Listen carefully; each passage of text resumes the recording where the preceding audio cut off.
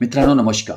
आरमोरी तालुक्यातील विद्यार्थ्यांनी नवोदय, शिष्यवृत्ती तसेच विविध स्पर्धा परीक्षांमध्ये यश मिळवावे, अधिकाधिक विद्यार्थी पात्र ठरावेत आणि गुणवत्तेच्या बाबतीत तालुका हा अव्वल राहावा या दृष्टिकोनातून आरमोरी पंचायत समितीचे कर्तव्यदक्ष व उपक्रमशील गटशिक्षण अधिकारी माननीय दीपक देवतळे साहेब यांच्या मार्गदर्शनाखाली व नेतृत्वात दिनांक 30 जुलै 2025 रोजी ISO गटसाधन केंद्र आरमोरी येथे नवोदय व शिष्यवृत्ती परीक्षेसाठी मार्गदर्शन करणाऱ्या शिक्षकांची भव्य कार्यशाळा आयोजित करण्यात आली होती.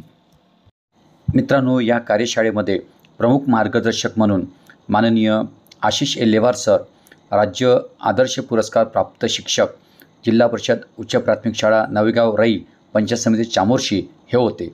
त्यांनी नवोदय विद्यालय प्रवेश परीक्षा संबंधी उत्तम असे मार्गदर्शन केले. तर चला मित्रांनो, आपण हा व्हिडिओ बघूया.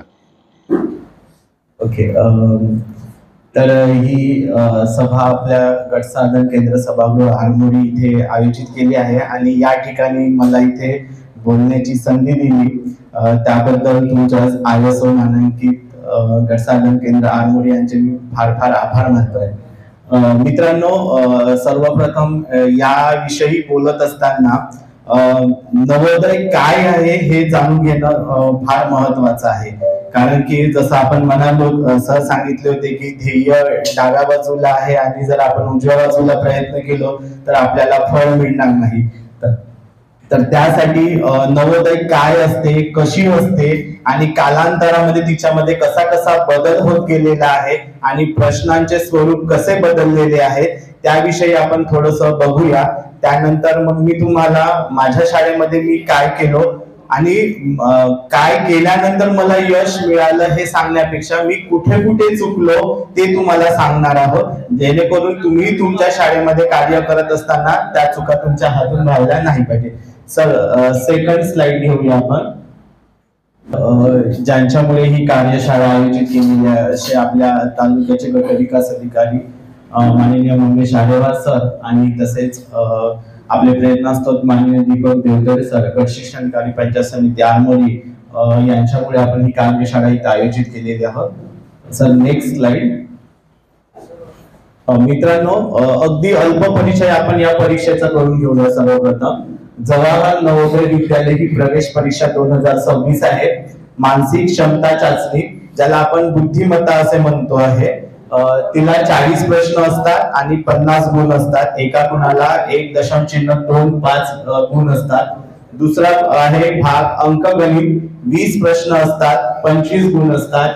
आणि भाषा आहे, भाषेला असते 20 प्रश्न असतात आणि 25 गुण असतात. आणि आपल्याला हे तीनही विभाग आपल्याला 2 तासामध्ये आपल्याला सोडवायचे असतात. तर हे 2 तासामध्ये सोडवणे हे खऱ्या अर्थाने कस लागतो आहे आणि ते आपल्याला कस लागला नाही पाहिजे. विद्यार्थ्याला आपल्याला जास्तीत जास्त तयारी करून घेतलं तर विद्यार्थी हे 2 तासामध्ये पूर्ण करू शकतात. Sir, next. मित्रांनो, आता मानसिक क्षमता चाचणीमध्ये 40 प्रश्न 50 गुण असतात. तर सर्वप्रथम आपल्या विद्यार्थ्यांना नियोजन करून द्यावं लागेल की हे जे या परीक्षेमध्ये जे 40 प्रश्न असतात हे माझे विद्यार्थी जास्तीत जास्त 30 मिनिटांमध्ये सोडवले पाहिजे. 40 प्रश्न हे 30 मिनिटांमध्ये सोडवले पाहिजे आणि हे विद्यार्थी सहज सोडवतात. आणि याच्यातला काही भाग इतका सोपा असतो की विद्यार्थी सहज सोडवतात, म्हणून त्या एका प्रश्नाला 1 मिनिट न देता आपण 40 प्रश्न हे 30 मिनिटांमध्ये सोडवतो आणि इथला जो टाइम आहे तो आपण भाषा आणि नंतर अंकगणितासाठी वापरणार आहोत. अशा प्रकारे आपल्याकडे 2 तासामधले 30 मिनिटं आपण इथे गेलेलो, आपल्याकडे 1.5 तास उरलेला आहे. मित्रांनो, आपल्याकडे जे पुस्तकं असतात त्या पुस्तकामध्ये त्या घटकाची मांडणी ही अशा प्रकारे केलेली असते. म्हणजे पहिला धडा वेगळेपद शोधा, जुळणारी आकृती पूर्ण करा, अशा प्रकारे मांडणी केलेली असते. तर माझी तुम्हाला अशी विनंती आहे की आपण अशा प्रकारे न जाता आपण हा आरशातील प्रतिमा हा जो भाग आहे हा सर्वप्रथम घ्यावा. याचे कारण असे आहे कारण की आरशातील प्रतिमा हा भाग घेतल्यानंतर विद्यार्थी या धड्यामध्ये जर प्रभुत्व प्राप्त केले तर याच धड्याचे प्रश्न इतर धड्यामध्ये असतात. इतर धड्यामध्ये असतात. जसं समसंबंध हा धडा आहे, तर या धड्यामध्ये पहिल्याचा संबंध दुसऱ्याशी, तिसऱ्याचा संबंध चौथ्याशी असतो. मग कधी कधी तिथं एखादा प्रश्न असा राहते, पहिल्याचा संबंध दुसऱ्याशी असताना ती आरशातील प्रतिमा असते, मग तिसऱ्याचा संबंध चौथ्याशी करत असताना तशीच आपल्याला आरशातील प्रतिमा शोधावं लागतं. मग जर माझ्या विद्यार्थ्यांना आरशातील प्रतिमा शोधता येत नसेल तर त्याचे या धड्यातले प्रश्न चुकणार आहे आणि त्याचा म्हणजे तो धडा त्याचा व्यवस्थित होणार नाही. म्हणून सर्वप्रथम जेव्हा आपण गाईड खोलतो ना तेव्हा अगदी पहिला धडा न जाता आरशातील प्रतिमा हा धडा शिकवायचा. आणि हा धडा शिकवत असताना सर्वप्रथम विद्यार्थ्यांना एबीसीडी लिहायला लावा आणि ती एबीसीडी आरशात पाहिल्यानंतर कशी दिसते याचा भरपूर सराव विद्यार्थ्यांकडून करून घ्या. आरशातील प्रतिमा घेताना पहिले तुम्हाला ही प्रॅक्टिस करायची आहे. त्याच्यानंतर तुम्ही 1 ते 10 अंक लिहायला लावा आणि ती 10 अंक आरशात बघितल्यानंतर ती कशी दिसेल याचा सुद्धा तुम्ही सराव घ्या. तसेच मराठी जी आपली 12 वर्णमाला आहे ती आपली क पासून तर ज्ञ पर्यंत, अ पासून तर ज्ञ पर्यंत ती सुद्धा वर्णमाला आरशात बघितल्यावर कशी दिसेल हे विद्यार्थ्यांना बुकावर लिहिण्याचा पहिले सराव करा. त्याच्यानंतर तुम्ही या धड्याचे प्रश्न सोडवण्यासाठी सुरुवात करा. जेव्हा हा एवढा सराव तुमचा पूर्ण होईल तेव्हा तुम्हाला तुमचे विद्यार्थी आरशातील प्रतिमा या भागाचे प्रश्न अचूक सोडवेल याची गॅरंटी मी तुम्हाला देतो आहे. त्याच्यानंतर बघा, आता मी तुम्हाला सांगितले होते बोलता बोलता सरांची माझी चर्चा झाली होती येताना, माझे विद्यार्थी 40 पैकी 39 ते 40 हे वर्गातील सगळेच विद्यार्थी 38, 39, 40 मार्क घेतात पूर्णपैकी पूर्ण. ज्याला तुम्ही जर म्हणत असाल ना की ते अभ्यास स्तरामध्ये आहे किंवा ते खालच्या गटात आहे, असे सुद्धा विद्यार्थी 38, 39, 40 मार्क घेतात. आता ते घेतात याचं कारण असं आहे कारण की मी माझ्या विद्यार्थ्यांचा पूर्ण विश्लेषण केलं की माझे विद्यार्थी नेमके कोणत्या धड्यामध्ये चुकतात आणि त्या धड्यावर मी जास्त सराव घेतला. तर मला एकंदरीत या 3 वर्षामध्ये असं लक्षात आलेलं आहे की आपले विद्यार्थी वेगळे पद शोधा हा जो धडा आहे पहिला धडा अगदी सुरुवातीला धडा आहे, याच्यामध्ये विद्यार्थी 4 पैकी 4 बरोबर सोडवतात. पण जर एखादा विद्यार्थी चुकला असेल तर तो वेगळे पद शोधामध्ये चुकतो आहे. तिथे त्या धड्याची आपल्याला जोरदार प्रॅक्टिस करावी लागणार आहे. त्याच्यानंतर दुसरा एक आहे घडी घाला आणि उलगडा.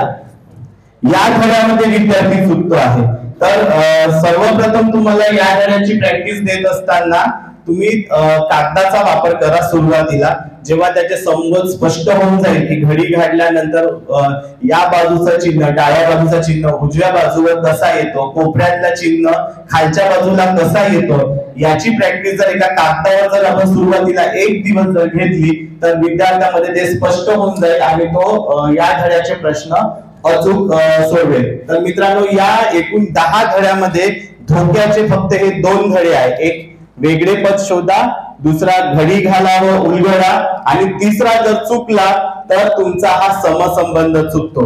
नाही तर तुम्हाला पूर्ण ही 40 पैकी 40 प्रश्न घेता येतात. आणि परत एकदा सांगतोय की मागच्यातला मागचा मुलगा 40 पैकी 40 बरोबर सोडवून टाकतो, पण हुशार मुलगा मात्र याच्यामध्ये चुका करतो.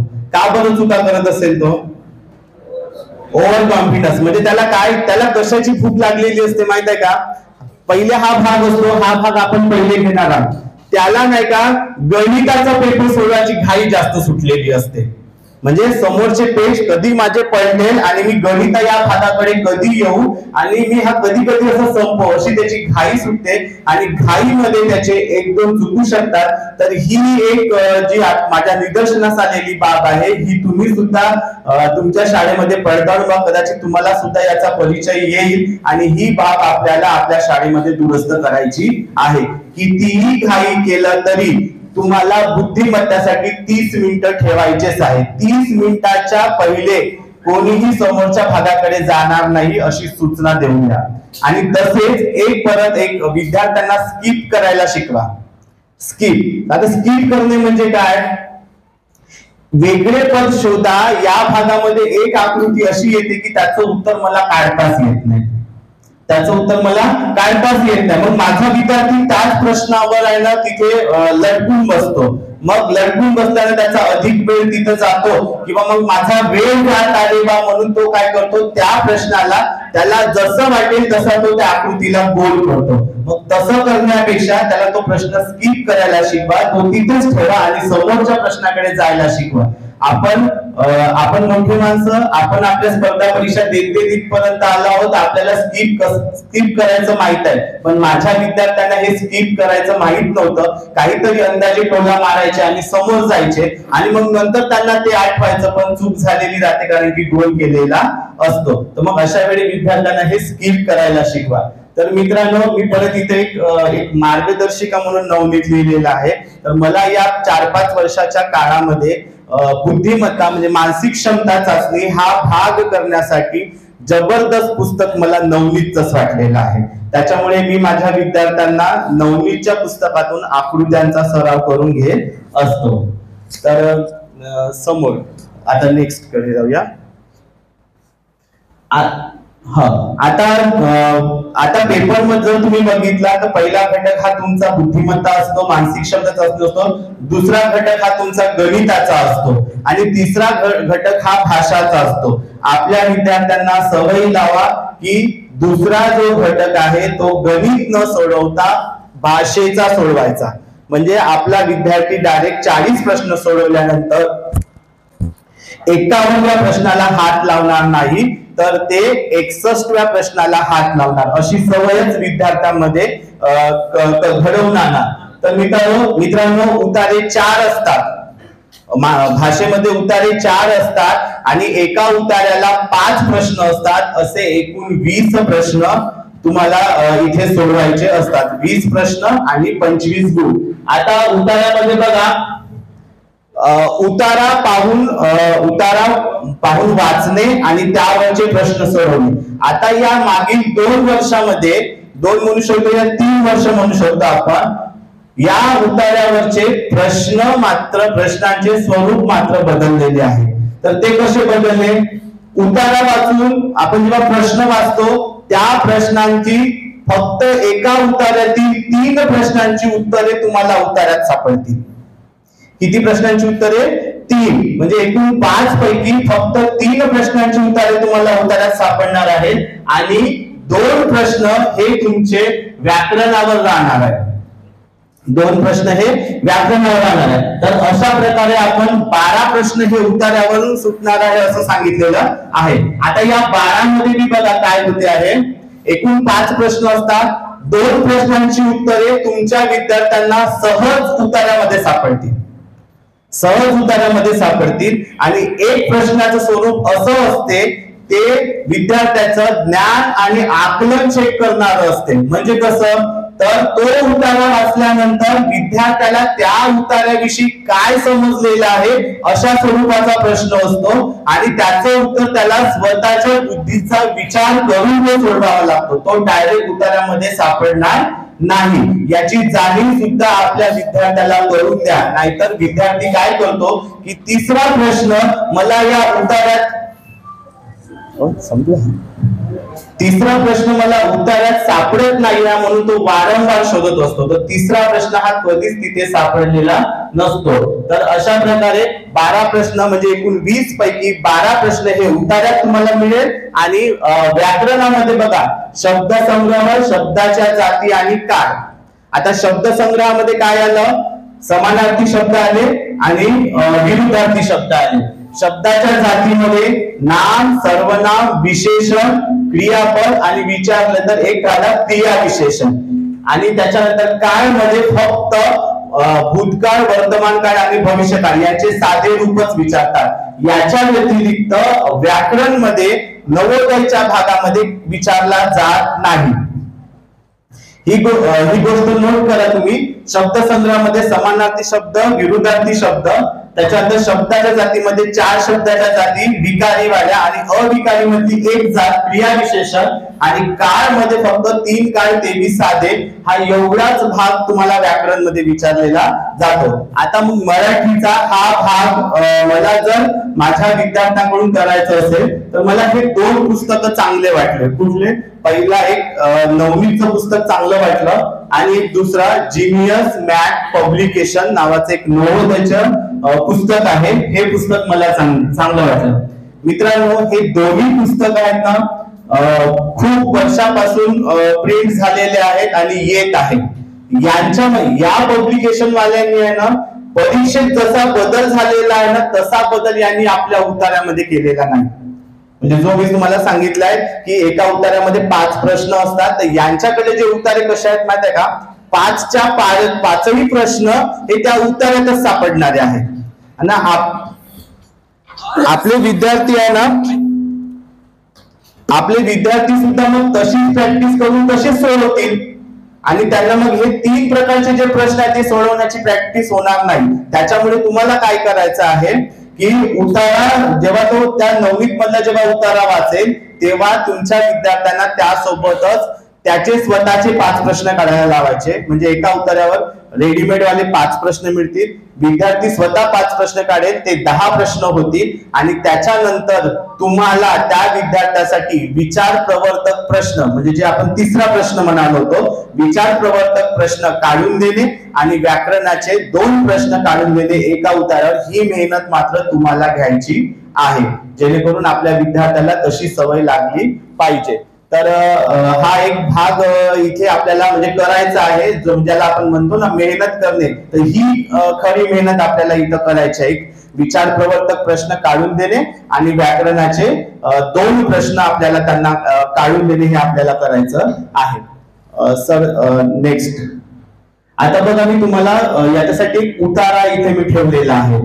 तर तो उतारा ज्यांना जसा जमेल तसा त्यांनी वाचा आणि त्याच्या समोर हे 2 प्रश्न दिलेले आहेत. आता उतारा कसा सोडवायचा ह्या टेक्निक साठी मी इथे तुम्हाला उतारा टाकलेला आहे. मित्रांनो, उतारा कसा सोडवायचा तर मुलांच्या दुनियेत जाऊन तुम्ही विचार करा की उतारा कसा सोडताय. तर असं करूया आपण, उतार्याची पहिली स्टेप, उतारा पहिल्यांदा वाचणे, त्याच्यानंतर उतारा दुसऱ्यांदा वाचणे. म्हणजे माझे विद्यार्थी 2दा तो उतारा वाचेल अगदी सुरुवातीला. त्याच्यानंतर पहिला प्रश्न वाचेल ते आभार म्हणजे पर्याय वाचेल, उच्चता, उदासीनता, दुःख आणि कृतज्ञता. मग पहिला प्रश्न वाचल्यानंतर माझे विद्यार्थी काय करेल, या प्रश्नाचं उत्तर या उतार्यामध्ये कुठं दिसत आहे, या उतार्यामध्ये कुठं दिसत आहे हे डायरेक्ट पाहून लिहिणार नाही भाऊ. तर हे तो त्या उत्तराला पहिले अंडरलाईन करेल. Sir next slide. आता इथे बघा, हा आभार म्हणजे काय, तर माझे विद्यार्थी काय करेल, या जसं आभार व्यक्त करतो तेव्हा आपण कृतज्ञ असतो अशा प्रकारचं एक वाक्य त्याला दिसलं, काहीतरी समजलं असेल, तो त्या वाक्याला अंडरलाईन करेल, परत पर्याय वाचेल आणि नंतर तो त्या उत्तरापर्यंत येईल का माझं याचं उत्तर डी असू शकते बा. डायरेक्ट गोल करणार नाही, तो डी असू शकते बा, ही त्याची पहिली स्टेप. दुसरा वाचेल, दुसरा कुठं दिसतो आहे, दुसरा त्याला वाटत असेल का एक उत्तम गुण म्हणजे कृतज्ञता व्यक्त करणे, तो या उत्तराच्या निष्कर्षापर्यंत येईल. ह्या 2 गोष्टी तो करेल, अंडरलाईन करून तो करेल आणि माझा हा इथे दिसता याला टिक करून ठेवेल. अशा प्रकारे उतारे डायरेक्ट सोडवण्यापेक्षा त्याला अंडरलाईन करायची सवय लावा, जेणेकरून तो उतारा त्याला परत चांगल्या प्रकारे समजेल. मी डायरेक्ट उत्तर का बरं नको म्हणताय, कारण की 3रा प्रश्न काहीतरी असा असू शकतो की त्याच्याशी तो मिळता जुळता राहू शकतो, इथे विद्यार्थी गफलत होऊ शकते. म्हणून पहिले 5ही उतार्याचे उत्तर रफ मध्ये काढा आणि नंतर गोल करा. तर अशा प्रकारे आपल्याला ही उतारा अशा प्रकारे आपल्याला उतारा सोडवता येईल. आता 3रा बघा, नेक्स्ट स्लाइड. 3रा काय आहे, 3रा प्रश्न काय आहे, हुशार हा शब्द. हा बघा, असा प्रश्न हा काय व्याकरणावर येऊ शकतो. 3रा प्रश्न, मग तो नाम आहे की सर्वनाम आहे, क्रियापद आहे की विशेषण आहे, तो हुशार हा शब्द तिथे शोधेल आणि तो बघेल काय नेमकं या वाक्यामध्ये तो कसा आलेला आहे. अशा प्रकारे मग तो या उत्तराकडे येईल. आता चौथा बघा काय लिहिलाय, निसर्गाला आभार कसे व्यक्त करता येईल. मित्रांनो, या प्रश्नाचं उत्तर तुम्हाला उतार्यात मिळणार नाही, पण हा उतारा वाचल्यानंतर तो विद्यार्थी या प्रश्नांच्या उत्तरापर्यंत पोहोचू शकेल. वृक्षतोड करून, प्रदूषण करून, रोजगार उपलब्ध करून, झाडांची लागवड करून, आणि इथून मग तो हा असू शकतो का, हा असू शकतो का, हा म्हणजे इथे तो काय क्रॉस मेथडने अशा प्रकारचा प्रश्न तो सोडवेल. तर त्याला योग्य हा वाटेल की झाडाची लागवड करून आपण निसर्गाचे आभार व्यक्त करू शकतो. तर मग अशा प्रकारे तो हा विचार प्रवर्तक प्रश्न ज्याला म्हणतो तो असे आपल्याला सोडवावं लागेल. आणि परत पाचवा, सद्गुणाचा समानार्थी शब्द, तर हा सुद्धा एक व्याकरणावर आहे.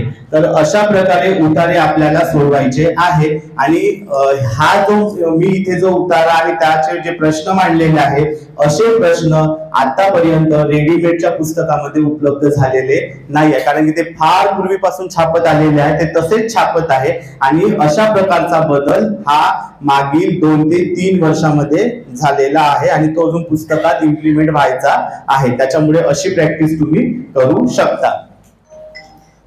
सर समोर आता बघा, अंकगणिताला 20 प्रश्न आहे, 25 गुण आहे आणि एकूण 40 मिनिटे आहे. मित्रांनो, मी जवळपास या नवोदय परीक्षेवर मागील 6-7 वर्षापासून मी काम करत आहोत. आणि हे काम करताना मला जेव्हा मी परीक्षांचे जुने झालेल्या पेपरांचे जेव्हा मी विश्लेषण केलेलं आहे, तेव्हा मला समजले की कोणत्या घटकावर किती प्रश्न येत आहे.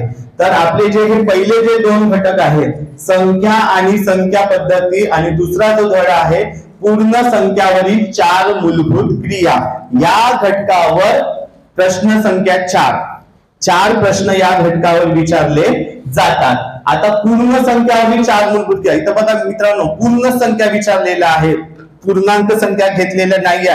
म्हणून आपल्या विद्यार्थ्यांना 5वीच्या विद्यार्थ्यांना धनसंख्या आणि ऋण संख्या यांचा संबंध स्पष्ट करण्याच्या भानगडीत आपण जाऊ नये. तर फक्त पूर्ण संख्यावरील 4 मूलभूत क्रिया घेतलेल्या आहे, वजा म्हणजे बेरीज, वजाबाकी, गुणाकार, भागाकार.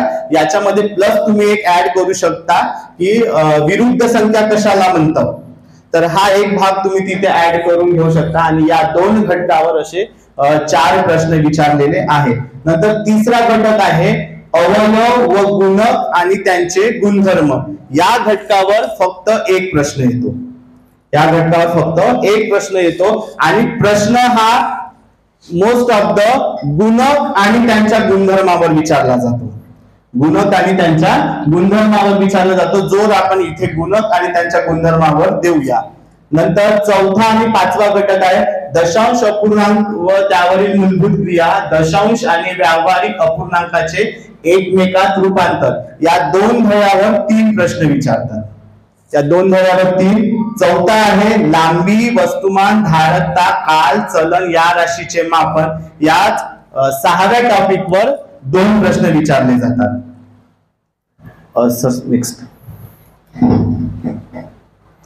त्याच्यानंतर बघा, गणितीय पदावलीचे सरलीकरण आणि अपूर्णांक, समछेद अपूर्णांकाची बेरीज, वजाबाकी आणि अपूर्णांकाचा गुणाकार याच्यावर 3 प्रश्न विचारले जातात.